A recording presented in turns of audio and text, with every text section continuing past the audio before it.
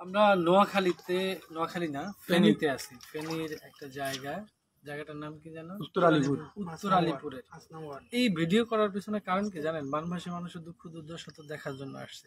আমি অবাক হচ্ছি, দেখেন তারা কতটা আত্মীয় পরায়ণ, মানে অতিথি পরায়ণ কতটা।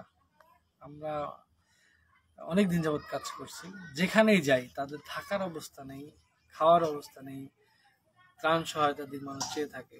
তারপরেও শত না করার পরেও সবাই বলে যে ভাই আসছেন, এত দূর থেকে আসছেন, আপনাদের জন্য কিছু করি।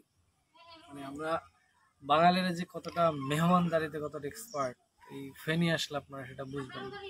ভিডিও করতে বাধ্য হলাম কারণ অবাক হয়েছে যে যেখানে নিজেদের জীবনেই হাঁসফাঁস, সেখানে আতিথ্য পরায়ণটা কতটা জরুরি মনে করেন তারা। আমরা দেখতেছেন যে তাদের কাছে পেয়ারা হয়তো বা মেহমান আসছে বাড়িতে, সেই মেহমান দেখতে আসছে, তারা নিয়ে আসছে। আমি তো তাদের দেখাইতে চাই, একটু দেখাবেন। এই মানুষগুলোর দিকে আমরা তাকিয়ে হা করে চেয়ে থাকি, যে মানুষগুলো যেখানে কোমর পর্যন্ত, গলা পর্যন্ত পানি, অনেক বাড়ি ঘরে পানি নামে নাই, উঠতে পারে নাই, সেখান থেকে বৈশা তারা কিভাবে চিন্তা করে যে আরেকজন আসলো, তারে আতিথেয়তা করতে হবে। তো মানুষগুলোর প্রতি ভালোবাসাটা বেড়ে গেল। আমরা অনেক দূর দূরান্ত থেকে এসেছি, এক একটা এলাকা না আসলে তো সে এলাকার মানুষের কৃষ্টি কালচার, আচার আচরণ সম্পর্কে জানা যায় না। তো ভালো লাগলো।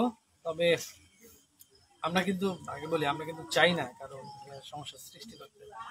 ভিডিও করতে বাধ্য হলাম যে তাদের আচার আচরণ এতটা অমায়িক, এতটা আতিথেয়তা, এতটা ভালোবাসার, তাদেরকে অতি দ্রুত আল্লাহ তাআলা অতি দ্রুত এই দুর্যোগ থেকে বের হয়ে আসার তৌফিক দিক, এটাই আমাদের পক্ষ থেকে দোয়া। ভালো থাকবেন।